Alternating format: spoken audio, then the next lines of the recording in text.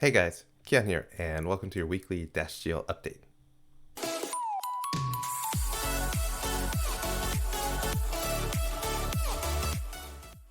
Yeah, so in terms of Mega Man Legends, I just made minor updates um, for the palette textures and frame buffer. So if we look over here, um, this area over here, I've made slimmer for the stage select because it doesn't need that much space. I was thinking before that because that maybe if we wanted to change these labels to make them representative of which stage they are, that we could maybe change the name or make that longer. We'll cross that bridge when we get there.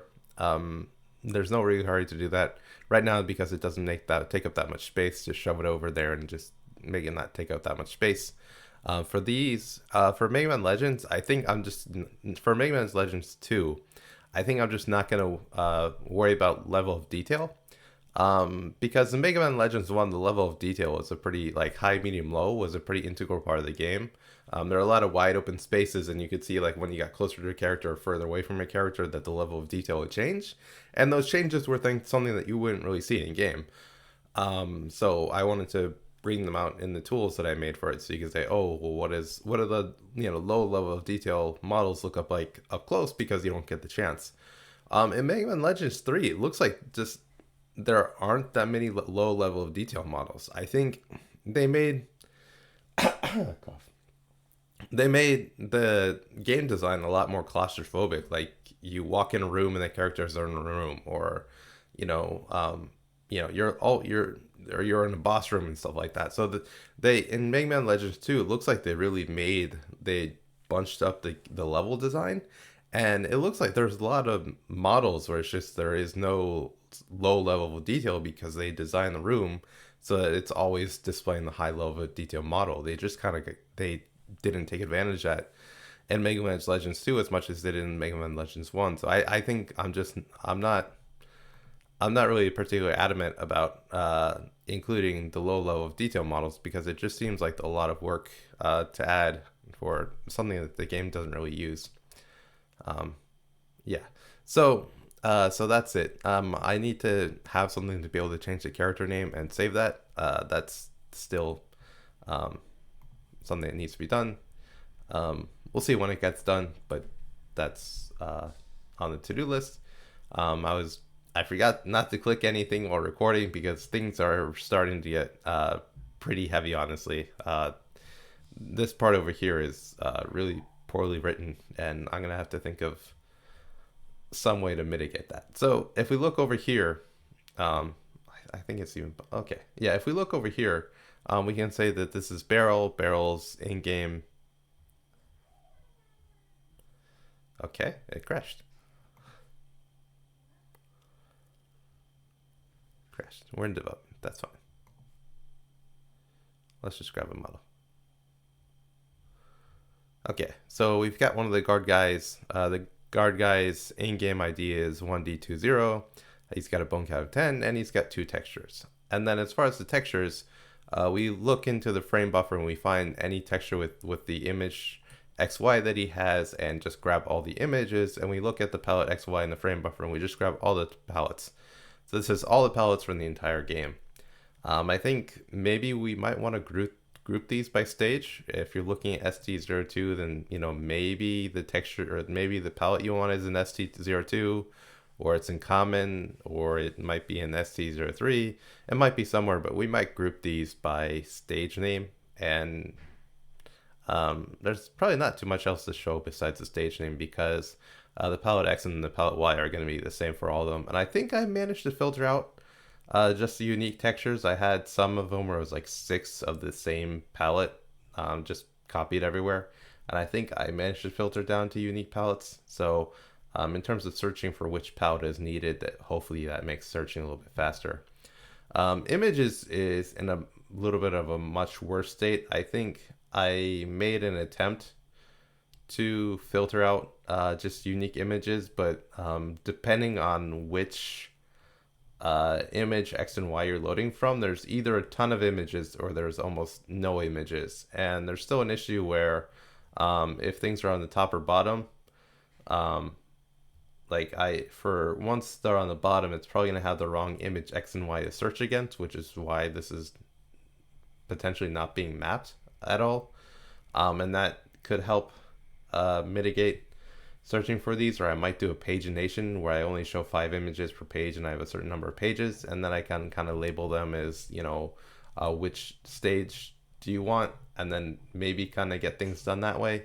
That just adds more things that need to be done. So I don't know, it's kind of hard to kind of simplify these things when they do start to add up. But other than that, if you click the texture or if you click the palette, it should redraw all of these images with the palette. And it's going to go extremely slow again because it's doing a bunch of work. Hopefully it doesn't crash this time. But yeah, it goes ahead and draws them. And then the next thing I need to do is move the character select stuff and kind of move it over to here, so that when you click and redo it and say I want to map this one, that it at least attempts to map that one. So there's still a lot of updates that need to be done with frame buffer and texture mapping. I rattled off a lot of things last week, and I think all those things need to be done, and it's just a matter of making incremental changes to keep getting to that point and narrowing it down what needs to be done and what can be done, and what the highest priority is at any given time. Like right now, for instance, say that for this character, the texture that needs to be mapped could be on the bottom or on like the bottom right, and it's not finding it because I'm not searching for the right textures, or I need to account for that. And so if that's a high priority, we can get to that first, and then from there we could say that, okay, well, then from there the next priority is we can say, okay, well, it's mapping, it's finding something. How do we click on the palette? How do we save it? How do we remember it and stuff like that? So it's just a matter of getting down to finding what works while making the least amount of changes, or the least amount of changes towards optimization, because optimization really sucks. If something is working and when I go back and say, let's make it work better, then you can always do that. But when something's not working and you need to optimize something to get it to work in the first place, that's never a very fun place to be. So, because it's like, okay, well, we need to map these to the texture, but then we also need to have a pagination so that this doesn't break my browser every time I open it. Then that kind of sucks, because then you have to go back and write, well, okay, when you open this character, do you remember the last page that he was on and stuff like that? And you just have to add a lot more variables that you need to keep track of, and that's kind of bad. So I think that, or maybe we could do it by stage. We could do a similar thing that we do here, and just say, for the image, pick a stage and maybe narrow it down by stage, and have not a page list, but a stage list, and then you can kind of look through and narrow it down that way. That would probably be a better option. We might be able to take advantages of components that exist in Material UI to be able to do that without too much trouble. So that might be a thing for both images and palettes. And I just did a quick thing where I have them side by side, and I think that makes it easier. I need to make it a little bit more visible about like which one is active at a certain time. So like if this one is active, it should have like a blue outline and stuff like that. So I think the next thing will be maybe try doing some of those optimizations within reason, and really move the mesh logic from inside the texture coordinate, inside the tray, over to here, and start doing that. So I think that's what we'll be working on next week. Other kind of quick thoughts is I've been thinking about DashGL, the homepage, a little bit lately. One of my biggest mistakes was doing this with NextJS. NextJS, it's good if you will need to both define a server or a client side and server side at the same time. But what it really doesn't work for is generating static sites as well as I thought it would. I thought I could just have one tool and learn the ins and outs of one tool and be able to focus on it.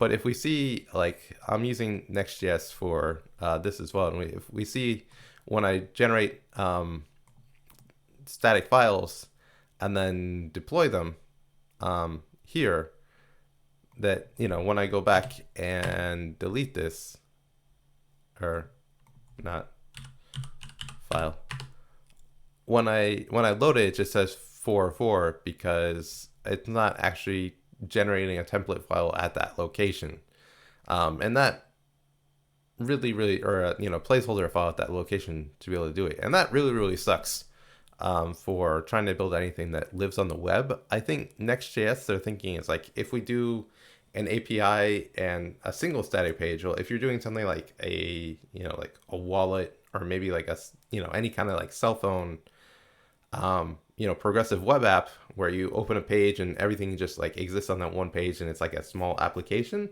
then I think that works. You can just bundle it all into one file. You can call the server when you need to, and you can just do it that way. If you need to have multiple pages on the web where there is a placeholder, and people can come in from different files, or, you know, different locations on the web, then it looks like Gatsby is the tool that you want to be using. And especially in my case, I'm doing everything static client-side files, and I'm not using the server. So if you're not using the server, it looks like you really need to be using Gatsby and not Next.js, because another quirk that Next.js has is it has image optimization, which is good when you're running a server, because you can load images based on the you know, you can high, medium, or low quality images based on the size of the screen, and it'll optimize that loading for you. Whereas Gatsby does that on the client. And if you're not running a server, Next.js can't do that. Whereas Gatsby can pre-generate those images and put them there for you and kind of load them dynamically in the browser. So I made the wrong call going forward and picking one tool over the other. But in retrospect, I mean, it's just that this is how you know, you build these, you know, you make a hypothesis, you make assertions, you test them, and then when you're wrong, you kind of learn that, okay, well, you know, Next.js works when you're building a, you know, an application with a server-side call that runs in a single page, or like as an application.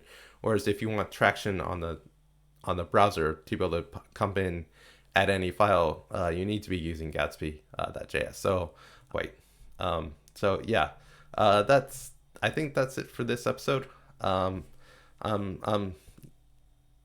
More just these kind of blogs and kind of like a Scrum style YouTube videos of just you know, keeping you guys up to date, and keeping me focused on what I need to work on next. And I guess that's it for this week. Kian out, and see you guys next week.